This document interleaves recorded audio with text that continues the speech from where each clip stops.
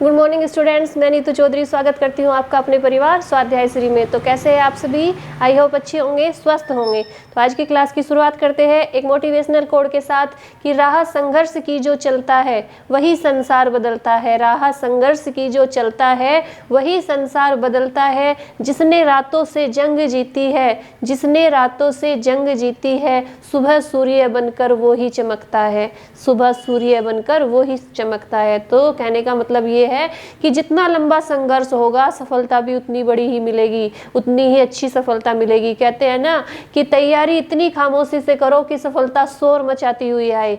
जब लोगों को लगे कि एकदम से लोगों की आंखें फटी रह जाए, ठीक है, किसी को कुछ मत बताओ, अपनी तैयारी में लगे रहो, अपने काम पे फोकस करते रहो, अपने काम को इतने अच्छे तरीके से करो कि जब आपको सफलता मिले तो लोगों की आंखें फटी रह जाए। ठीक है, तो इसीलिए कहते हैं कि तैयारी इतनी खामोशी से करो कि सफलता शोर मचाती हुई आए। ठीक है, इसी के साथ आज की क्लास की शुरुआत करते हैं, जिसमें हमारा चैप्टर कौन सा चला हुआ है? परिवार एवं मित्र चला हुआ है। परिवार और मित्र में हमने क्या पढ़ा था? कल परिवार की परिभाषा पढ़ी थी पिछली क्लास में। उससे अगली क्लास में हमने क्या पढ़ा?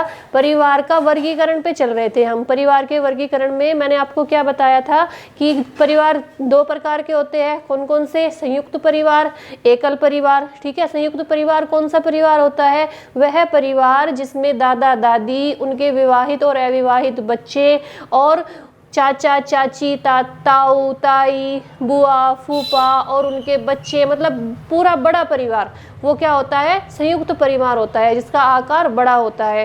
ठीक है, उसके बाद मैंने आपको क्या बताया था कि संयुक्त परिवार के गुण बताए थे कि क्या क्या लाभ होते हैं, क्या क्या गुण होते हैं संयुक्त परिवार के। उसमें मैंने आपको खाली 2-3 ही बताए थे। ठीक है, आज फिर से एक बार रिवीजन करते हैं, उसके बाद ही शुरुआत करेंगे। ठीक है, तो कार्य, सबसे पहला गुण क्या था संयुक्त परिवार का, जॉइंट फैमिली का? सबसे पहला गुण था कार्य विभाजन की व्यवस्था। कार्य विभाजन की व्यवस्था मैंने आपको बताया था ना कि बड़ा परिवार होगा तो वहाँ पे क्या होगा? कार्य को बांट दिया जाएगा कि ये कार्य तुम्हें करना है, ये तुम्हें करना है। ठीक है, तो क्या होगा? कार्य जल्दी हो जाएगा और जितने भी परिवार के सदस्य होंगे उन्हें सहूलियत भी रहेगी, उन्हें ज़्यादा काम नहीं करना पड़ेगा। दूसरा क्या होगा? सामाजिक जीवन का विकास। मैंने बताया था ना कि सामाजिक जीवन का विकास ज़्यादा होगा संयुक्त परिवार में, क्योंकि जो जितने भी परिवार के व्यक्ति होंगे उन्हें समाज में रहने का ज़्यादा मौका मिलेगा। ठीक है, तो नेक्स्ट क्या बताया था? सामान्य हितों की रक्षा। सामान्य हित, जितने भी हित होते हैं हमारे, जितने भी हमारा भला, मतलब परिवार में क्या हम संयुक्त परिवार में रहते हैं तो हमें क्या लगता है कि हम इन सब के बीच में सेफ है।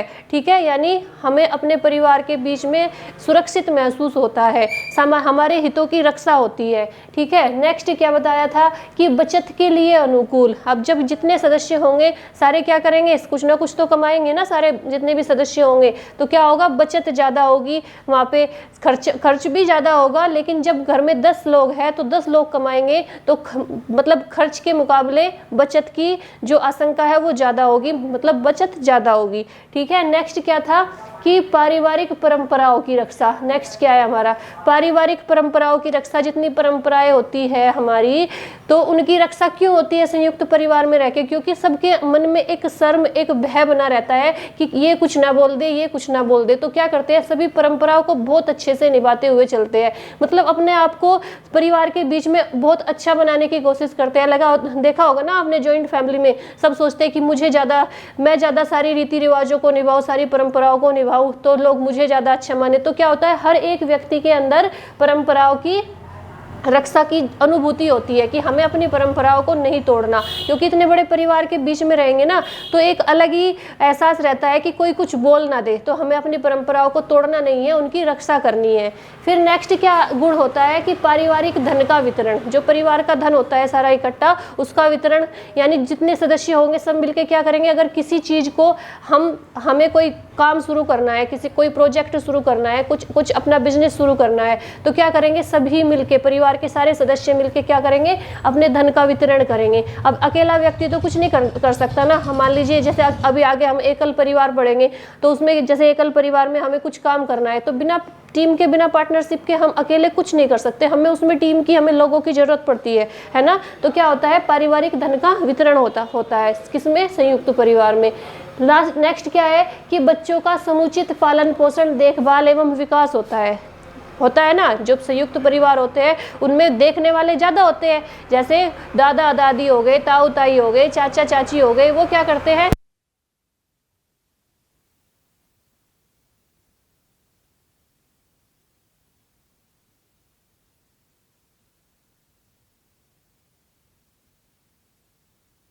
जैसे क्या है ये एक बार फिर से बता देती हूँ कि बच्चों का समुचित पालन पोषण एवं देखभाल एवं विकास, यानी बच्चों का जो पालन पोषण होता है वो बहुत अच्छे तरीके से हो जाता है। कहाँ पे? संयुक्त परिवार में, क्योंकि देखने वाले बहुत लोग होते हैं, क्योंकि दादा दादी चाचा ताऊ पूरा परिवार होता है। एकल परिवार में क्या होता है कि बच्चों का इतने अच्छे से विकास नहीं हो पाता, क्योंकि उन्हें कहने वाला ही नहीं होता, कोई देखने वाला ही नहीं होता। ठीक है, तो देखभाल भी बहुत अच्छे से होती है, पालन पोषण भी बहुत अच्छे से होता है। मान लीजिए छोटा बच्चा ही है और उसे मतलब एक सिंगल फैमिली है, तो वो माँ क्या करेगी, बच्चे को भी देखेगी, घर का सारा काम भी करेगी, तो वो इतने ध्यान अच्छे से नहीं दे पाएगी। लेकिन अगर परिवार बड़ा होगा तो उस बच्चे पे हर कोई ध्यान देगा कि इसके कभी कोई कुछ करेगा, कोई कुछ करेगा, तो क्या होगा, उस बच्चे का जो पालन पोषण होगा, देखभाल होगी, वो बहुत अच्छे तरीके से हो जाएगी। किसमें? संयुक्त परिवार में, बड़े परिवार में।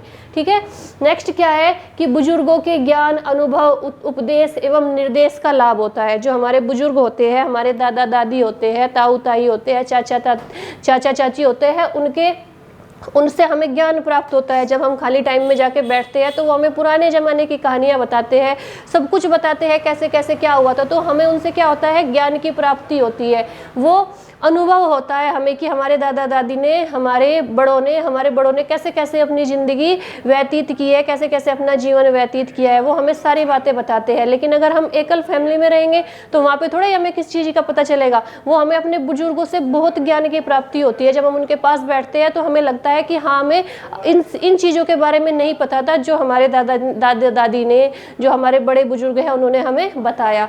ठीक है, अब आ जाते हैं, ये तो कितने क्या हो गए, संयुक्त परिवार के गुण हो गए। अब हर चीज़ के भाई लाभ भी होते हैं, हानि भी होती है ना।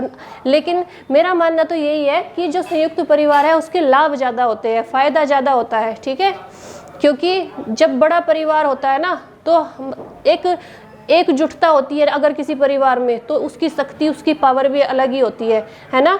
आगे देखेंगे हम संयुक्त परिवार के दोष। संयुक्त परिवार के दोष क्या होते हैं, यानी इससे नुकसान क्या है इस परिवार के। अगर जॉइंट फैमिली हो तो हमें क्या क्या नुकसान होते हैं। सबसे पहला क्या है हमारा कि व्यक्तित्व के विकास के लिए स्वतंत्र अवसर का अभाव, यानी जो व्यक्तित्व का जो विकास होता है, पर्सनैलिटी डेवलपमेंट होता है, उसमें स्वतंत्र अवसर का अभाव होता है। मतलब हम आज़ादी से नहीं जी सकते। ठीक है, समझ रहे हो ना।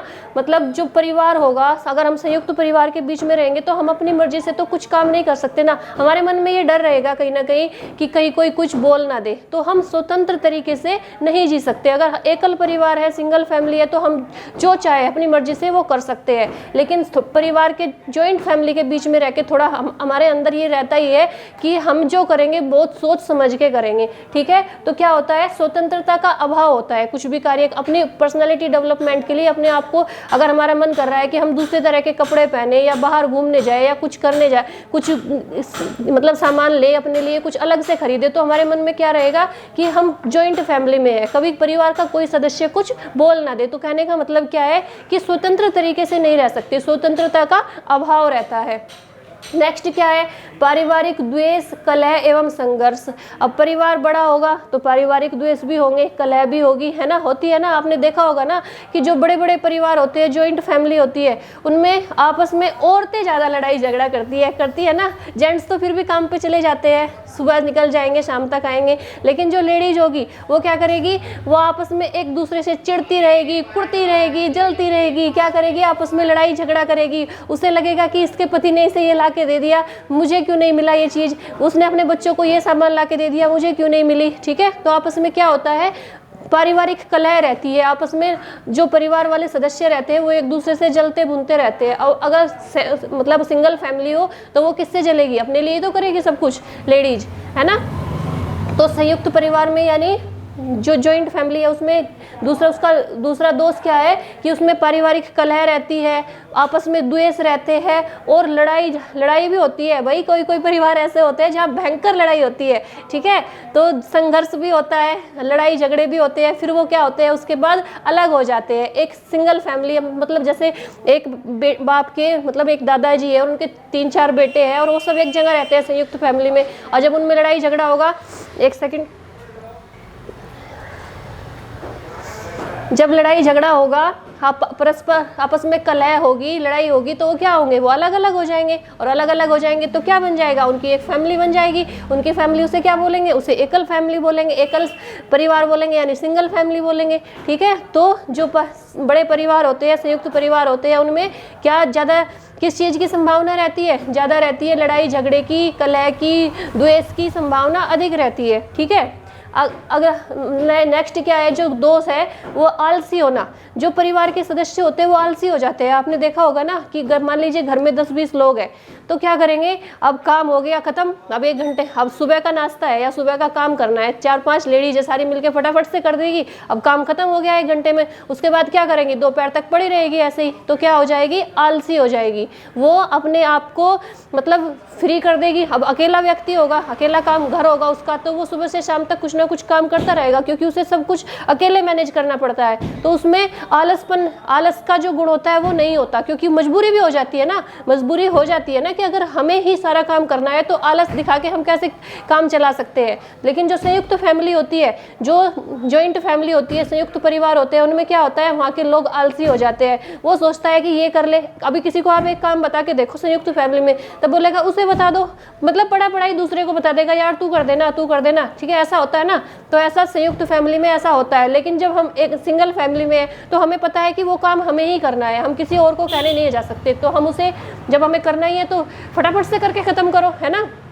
तो इसमें ये नुकसान भी होता है कि जो परिवार के सदस्य होते हैं वो क्या हो जाते हैं, आलसी हो जाते हैं। नेक्स्ट आता है कठोर नियंत्रण। ये बिल्कुल सही है। जो कठोर नियंत्रण है, मतलब जो कंट्रोल है परिवार के सदस्यों के ऊपर, वो कठोर होता है। क्या कैसे होता है, अब देख लीजिए कि मान लीजिए घर की लड़की ही है, अगर घर की लड़की है वो बाहर जाती है तो कितने लोग टोकेंगे, उसे टोकेंगे ना, परिवार के सारे सदस्य, कहाँ जा रही है, कैसे कपड़े पहने हैं, तुझे ये नहीं करना चाहिए, तुझे वो नहीं करना चाहिए, ऐसा होता है ना। तो परिवार के सदस्य, लड़का हो या लड़की हो, कोई भी हो, मतलब जब बच्चा कुछ भी गलत करने के लिए निकलता है, कुछ भी मतलब सोचता है कि मुझे ये करना है वो करना है, तो उसे रोकने वाले 1000 होते हैं। लेकिन सिंगल फैमिली में क्या होता है, अपनी मर्जी से वो कुछ भी करे, कोई रोकने वाला नहीं है। पापा सुबह ड्यूटी चले गए, माँ घर के काम में लगी हुई है, बच्चे अपनी मर्जी से क्या करेंगे, पूरे दिन गेम खेलेंगे या जहाँ मन करेगा वहाँ घूमने जाएंगे। लेकिन संयुक्त परिवार में क्या होगा, संयुक्त परिवार में 10 लोग होते हैं, टोकने वाले, कहने वाले और समझाने वाले, है ना। वो बोलते हैं कि आपको ये नहीं करना चाहिए, अपने बच्चों को समझाते हैं वो कि अगर तू ऐसा करता है या ऐसा करती है तो तुझे इस चीज से नुकसान हो सकता है। तो क्या होता है, संयुक्त परिवार में कठोर नियंत्रण होता है। वहाँ अपनी मर्जी से हम कुछ नहीं कर सकते, मतलब हमारे ऊपर जो परिवार के बड़े सदस्य होते हैं उनका नियंत्रण होता है, उनका कंट्रोल होता है। वो हमें कहते हैं, समझाते हैं कि तुम्हें ये नहीं करना चाहिए। एकल परिवार में क्या होता है कि कहने वाला कोई 2 सदस्य होते हैं, मम्मी और पापा, ठीक है, और ज़्यादा नहीं होते। तो क्या होता है, संयुक्त परिवार में कठोर नियंत्रण होता है। नेक्स्ट क्या है, सामान्य निर्धनता। भाई सामान्य निर्धनता तो रहेगी, जब परिवार बड़ा हो जाएगा खर्चा भी ज़्यादा होगा ना। मान लीजिए 10-20 लोग हैं परिवार में, अब कपड़े लाने हैं, मान लीजिए दिवाली है या कोई भी त्यौहार है तो 20 लोगों के कपड़े आएंगे ना, तो पैसे लगेंगे ज़्यादा। अब एकल परिवार है तो 4 लोगों के कपड़े आएंगे, पैसे लगेंगे कम। तो सामान्य निर्धनता मतलब थोड़ी सी गरीबी तो चलती रहेगी ना। अब बड़े परिवार का खर्च करने, मान लीजिए सब अलग अलग भी कमाते हैं या 10 लोग हैं वो कमा भी रहे हैं, तो खर्च भी तो पूरे परिवार का करना पड़ता है ना। अब ये तो संयुक्त परिवार का मतलब ही यही है कि जो पैसा आएगा वो सब एक जगह इकट्ठा करे और फिर वहाँ से पूरे परिवार का खर्च करे। अब तो परिवार ऐसे हो गए हैं ना, संयुक्त परिवार भी कैसे हो गए हैं कि जब अगर मतलब 5 भाई है और 5 भाई जॉब करते हैं तो वो अपना पैसा अलग जोड़ना शुरू कर देते हैं। वो संयुक्त परिवार की तरह रहते ही नहीं है, थोड़ा बहुत पैसा घर में खर्च के लिए देंगे, फिर अपना अलग इकट्ठा करना शुरू कर देंगे। लेकिन ऐसा नहीं होना चाहिए। संयुक्त परिवार का मतलब ही यही है कि जितने भी लोग कमा रहे हैं उस पैसे को इकट्ठा करें और फिर पूरे परिवार के लिए खर्च के लिए जितना भी जो जरूरत की सामान होती है, जितनी भी चीजें होती है वो लेके आए। तो वहाँ पे क्या होता है, सामान्य निर्धनता, यानी थोड़ी सी निर्धनता, थोड़ी सी गरीबी तो बनी रहती है। ये हो गए हमारे संयुक्त परिवार के गुण और ये हो गए हमारे संयुक्त परिवार के दोष। मैंने मतलब आपको बहुत इजी वे में समझाने की कोशिश की है। वैसे भी ये नॉर्मल सी बातें हैं, आप सभी समझते हैं। आप कुछ संयुक्त परिवार में भी रहते होंगे, कुछ सिंगल फैमिली में भी रहते होंगे, एकल परिवार में भी रहते होंगे, तो आप सभी को वहाँ की कंडीशन, वहाँ के लाभ और हानि तो पता ही होंगे ना, तो इसलिए मैंने आपको ये समझा दिए हैं। अब इसके बाद क्या है, परिवार के क्या बताए थे मैंने, परिवार के को कितने भागों में परिवार का वर्गीकरण किया था, वो कितना था, दो तरह के परिवार बताए थे, संयुक्त और एकल, संयुक्त परिवार और एकल परिवार। अभी हमारा संयुक्त परिवार कंप्लीट हो गया। दूसरा कौन सा आ जाता है, एकल परिवार। संयुक्त परिवार में मैंने आपको क्या बताया, कौन कौन होता है संयुक्त परिवार में। संयुक्त परिवार वह परिवार होता है जिसमें हमारे दादा दादी, उनके विवाहित अविवाहित बच्चे, हमारे चाचा चाची, ताऊ ताई, बुआ फूफा, हमारे चाचा चाची के बच्चे, बुआ फूफा के बच्चे, मतलब पूरी फैमिली इकट्ठी होकर जहाँ पे रहती है, तब उसे क्या बोलते हैं, संयुक्त फैमिली बोलते हैं। अब आ जाता है एकल परिवार। एकल परिवार क्या होता है, एकल परिवार यानी सिंगल फैमिली। ठीक है, एकल परिवार जैसे नाम से ही दिख रहा है, तो उसमें कौन होगा, एकल परिवार में माता पिता और उनके अविवाहित बच्चे। अगर उनके बच्चे विवाहित भी उसी परिवार में हो जाएंगे फिर तो वो जॉइंट फैमिली हो जाएगी, बड़ी फैमिली हो जाएगी ना। जब तक उन बच्चों की शादी नहीं होती, जब तक वो अविवाहित है, मान लीजिए 2 बच्चे हैं, 3 बच्चे हैं, जितने भी है, लेकिन अविवाहित है, तब उस फैमिली को क्या बोलेंगे, एकल परिवार बोलेंगे, यानी सिंगल फैमिली बोलेंगे। जिस परिवार में, नोट डाउन कर लेंगे, जिस परिवार में माता पिता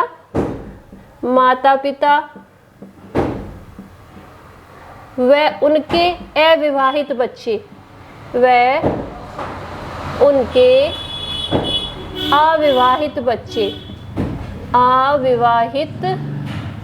बच्चे रहते हैं, वह एकल परिवार होता है।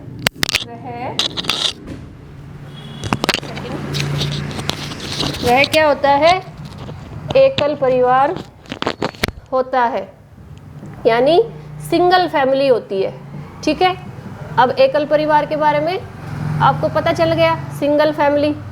ठीक है, अब देखेंगे कि जो एकल परिवार है उसके भी लाभ और हानि होते हैं, जैसे संयुक्त परिवार के होते हैं, उसके भी फायदा और नुकसान होते हैं ना।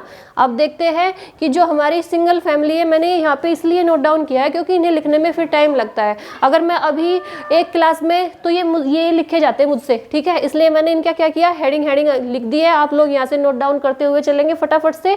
और फिर ये इधर क्या लिखा है मैंने, एकल परिवार के गुण और दोष लिखे हैं।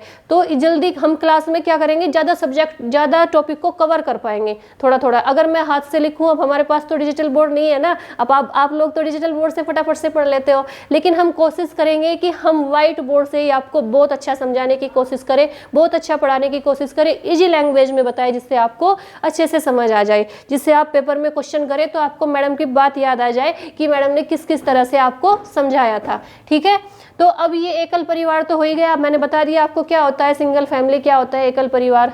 अब देखते हैं एकल परिवार के गुण क्या होते हैं, मतलब हम अगर सिंगल फैमिली में रहते हैं तो उससे हमें क्या लाभ होते हैं। ठीक है, तो सबसे पहला गुण है कि व्यक्तित्व के स्वतंत्र विकास का अवसर। मैंने यहाँ पे क्या बताया था कि स्वतंत्र विकास का अभाव, मतलब यहाँ पे हम स्वतंत्रता से नहीं रह सकते थे, व्यक्तित्व का विकास स्वतंत्रता से नहीं हो सकता था। लेकिन एकल परिवार में क्या है, एक व्यक्तित्व के स्वतंत्र विकास का अवसर मिलता है। जो मतलब सिंगल फैमिली है, अकेले रहते हैं तो किसी भी तरह रह सकते हैं, ठीक है, अपनी मर्जी से स्वतंत्र रूप से रह सकते हैं। तो किस चीज़ का अवसर मिलता है, स्वतंत्र विकास का अवसर मिलता है, किसमें, सिंगल फैमिली में। ठीक है, दूसरा क्या हो जाता है, आप इन्हें नोट डाउन करते हुए भी चलेंगे अच्छे से। ठीक है, नोट डाउन करना है इन्हें साथ साथ। आवाज़ें आ रही है बाहर से, लेकिन उस पर ध्यान नहीं देंगे, आप अपनी क्लास पे ध्यान देंगे, अपना जो लिखा हुआ है उसे नोट डाउन करते चलेंगे और जो मैं बोल रही हूँ उस पर ध्यान देंगे। अभी हमारी थोड़ी सी मजबूरी है इसलिए आवाज़ आ रही है, लेकिन आप लोग सपोर्ट करेंगे तो ये सारी चीज़ें हम बंद कर देंगे। ठीक है, तो दूसरा क्या है, गृह संचालन में स्वतंत्रता। हमें अपने घर का संचालन कैसे करना है ये हम पे डिपेंड करता है। कैसे, अब हमारी सिंगल फैमिली है, मान लीजिए कि घर में कौन कौन है, माता पिता है और उनके बच्चे हैं। अब माँ है, वो पिता तो क्या करते हैं, पापा तो क्या करते हैं, सुबह ड्यूटी चले जाते हैं या अपने काम पे चले जाते हैं अगर उनका बिजनेस होता है, अगर खेतों में काम करते हैं, किसान है तो खेतों में चले जाते हैं। अब संचालन कौन करेगी घर का? घर को सुव्यवस्थित सुसज्जित ढंग से कौन चलाएगी? औरत चलाएगी, माँ चलाएगी, ठीक है। तो वो क्या करती है? स्वतंत्र रूप से कर सकती है। जो गृह संचालन है उसमें स्वतंत्रता मिल जाती है उसे, वो जो मन करेगा वो उस हिसाब से अपने घर को का संचालन कर सकती है, ठीक है। नेक्स्ट पॉइंट क्या होता है? कलह की संभावना बहुत कम। अब कलह किससे करोगे? जब घर में कोई है ही नहीं तो कलह किससे करोगे? पति सुबह चले जाते हैं, बच्चे स्कूल चले जाते हैं, तो कलह की संभावना क्या होती है? बहुत कम होती है, हो जाती है वापस। अब मैं ये नहीं बोलती कि पति पत्नी में लड़ाई नहीं होती, हस्बैंड वाइफ में लड़ाई नहीं होती, होती है कहीं कहीं तो बहुत ज्यादा हो जाती है, ठीक है। लेकिन चांस कम होते हैं, क्योंकि अगर वो जो हस्बैंड होते हैं, पिता होते हैं, वो क्या करते हैं? वो भी अपने काम पे चले जाते हैं और बाकी जो घर का काम है वो देखती है माँ। तो उन्हें इतनी फुर्सत नहीं होती कि वो आपस में, जैसे मैंने बताया था ना कि जो संयुक्त फैमिली है उसमें लोग आलसी हो जाते हैं। अब खाली दिमाग शैतान का घर, अब लेटे रहेंगे, खाली पड़े रहेंगे तो कुछ ना कुछ तो तांडव मचाएंगे ना घर में। लेकिन जब सुबह से शाम तक काम करेगी लेडीज तो उसे सोचने के लिए इतना नहीं मिलता। हो जाती है थोड़ी बहुत बहस आपस में हस्बैंड वाइफ में, लेकिन कम होती है। मतलब चांस क्या होते हैं? कलह के कम होते हैं बहुत, ठीक है। नेक्स्ट क्या है? पति पत्नी के बीच मधुर संबंध। अब जब कलह नहीं होगी तो मधुर संबंध तो अपने आप ही हो जाएंगे, है ना। क्योंकि घर में कौन है? खाली 2 बच्चे हैं, 3 बच्चे हैं, जितने भी जिसके बच्चे होते हैं। अब क्या होता है? उनके साथ, अपने बच्चों के साथ, अपने पति के साथ औरत तो चाहती है ना। कोई भी लड़की हो, आप देख लेना, कोई भी लड़की हो वो चाहेगी कि बस मैं हूँ, मेरे बच्चे हो और मेरे पति हो, ठीक है। वो नहीं चाहती कि सास ससुर हो, चाचा ताऊ हो, कोई भी लड़की नहीं चाहती। वो बस सिंगल फैमिली चाहती है। पता नहीं कि आजकल क्या लोगों के दिमाग में क्या हो रखा है, हर कोई यही चाहता है कि सिंगल फैमिली हो और दूसरा कोई डिस्टर्ब करने वाला ना हो, ठीक है। तो उस पति पत्नी के बीच में मधुर संबंध किस लिए हो जाते हैं? क्योंकि कोई टेंशन तो रहती नहीं है। अब संयुक्त फैमिली में तो टेंशन रहती है ना कि उसने इतना कमा लिया, उसने अपने बच्चों के लिए इतना कर लिया। वो कहते हैं ना, लोग अपने सुख से दुखी नहीं, अपने दुख से दुखी नहीं है, दूसरे के सुख से दुखी।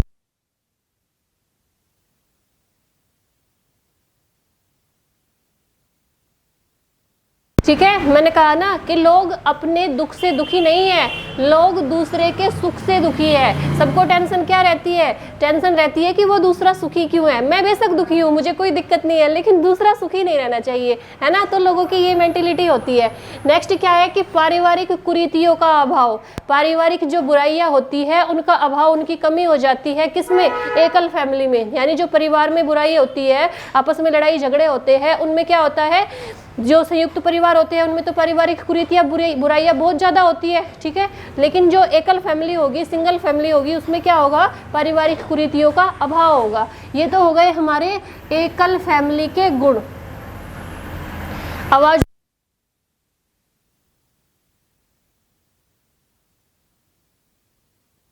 एक सेकंड, ठीक है। मैं इसलिए बोल रही हूँ कि आवाज आ रही है बहुत ज़्यादा, इसलिए मुझे बार बार माइक बंद करना पड़ता है। चलो अब अपनी क्लास पर ध्यान देंगे। फिर आप देखते हैं कि एकल परिवार के गुण, दोष, जब गुण है, जब उसके लाभ है तो दोष भी होने जरूरी है कि हमें उससे नुकसान क्या होता है। तो नुकसान क्या क्या होता है एकल परिवार से, सिंगल फैमिली से? सबसे पहला है शिशुओं की देखभाल की समस्या। सबसे बड़ी समस्या यही है। अब मान लीजिए संयुक्त फैमिली है, अब छोटा बच्चा है तो माँ क्या करती है? छोटे बच्चे को दादा को दे देगी, दादी को दे देगी, चाचा ताऊ और बहुत सारे फैमिली मेंबर होते हैं जिन्हें वो बच्चे को दे देती है, नहला दिला के साफ सुथरा करके कि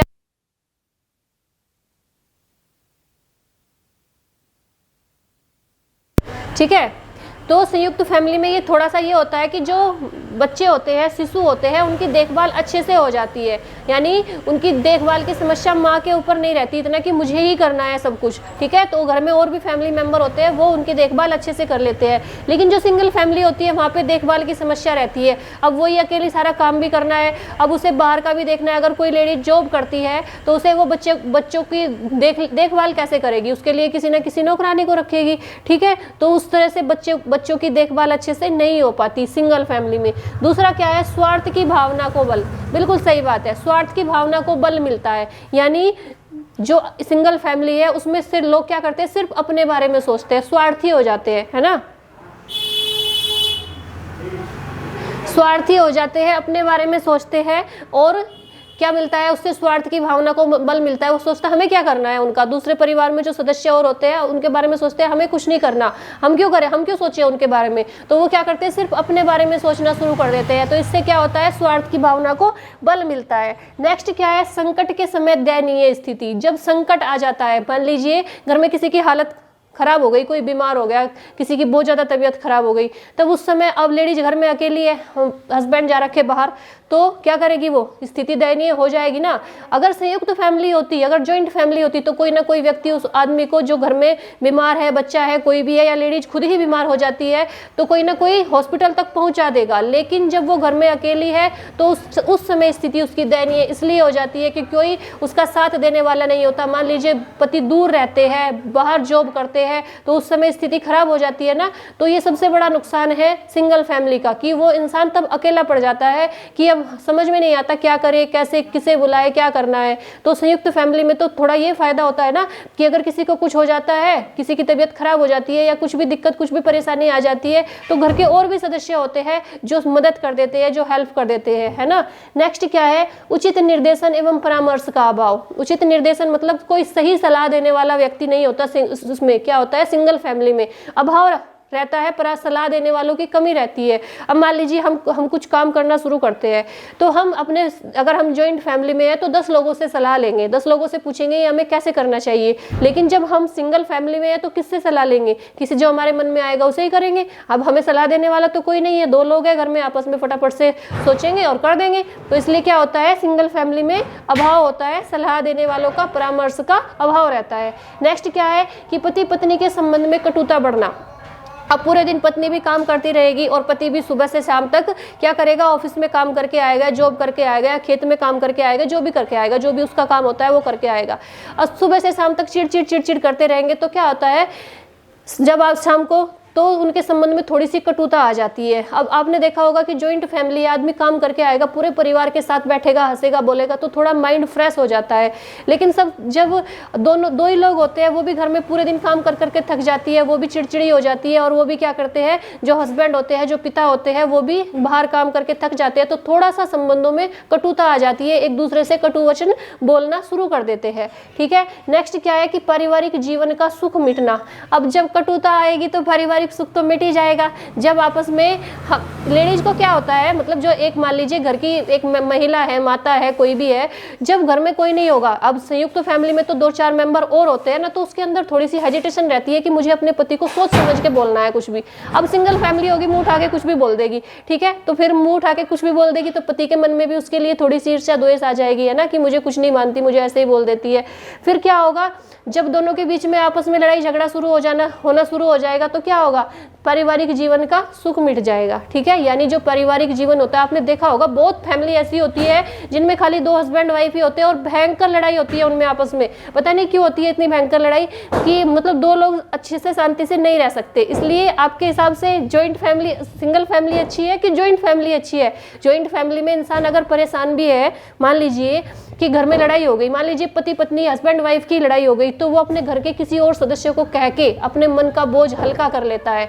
लेकिन जब एकल फैमिली है, सिंगल फैमिली है, मान लीजिए आपस में लड़ाई होगी, वो उससे बात नहीं करेगा, वो उससे बात नहीं करेगा, तो अंदर ही अंदर कुड़ता रहेगा, चिढ़ता रहेगा। फिर वो क्या होगी, उसका मानसिक तनाव हो जाएगा, उसे बहुत ज्यादा डिप्रेशन हो जाएगा। इसलिए एकल फैमिली में थोड़ी सी ये दिक्कत होती है कि व्यक्ति, लेडीज हो या जेंट्स हो, कोई भी हो, दोनों के साथ यही प्रॉब्लम आती है कि वो किसी से कह नहीं पाते। मतलब घर में ही आपस में लड़ाई होती रहेगी, आपस में ही वो मन में ही सारी चीजें सोचते रहेंगे, कुड़ते रहेंगे, चिढ़ते रहेंगे, घुटते रहेंगे। लेकिन सिंगल फैमिली में कोई ना कोई सदस्य जरूर ऐसा होता है कि जो ये पूछ लेता है कि क्या बात है ना। देखा होगा ना आपने, वो चेहरे को देख के ही पहचान लेते हैं कि तुझे कुछ दिक्कत है, कुछ परेशानी है, मुझे बता क्या बात है। तो संयुक्त फैमिली का थोड़ा सा ये फायदा होता है और एकल फैमिली का थोड़ा सा ये नुकसान होता है। लेकिन बस फायदा ये है कि आदमी स्वतंत्र तरीके से जी सकता है, अपने आप जो करना चाहता है वो जी सकता है। ठीक है।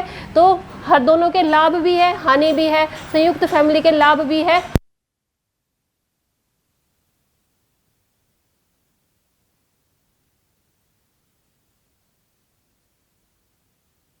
तो इसे नोट डाउन करेंगे फटाफट से। मैंने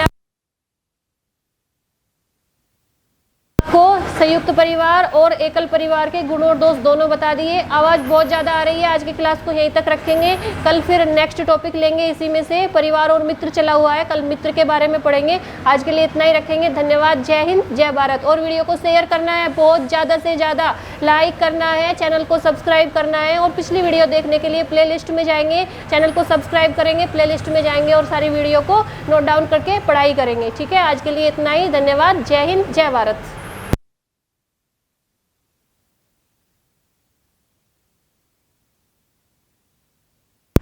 और इतनी जो आवाज़ आ रही थी उसके लिए बहुत बड़े वाला सॉरी। ठीक है, धन्यवाद।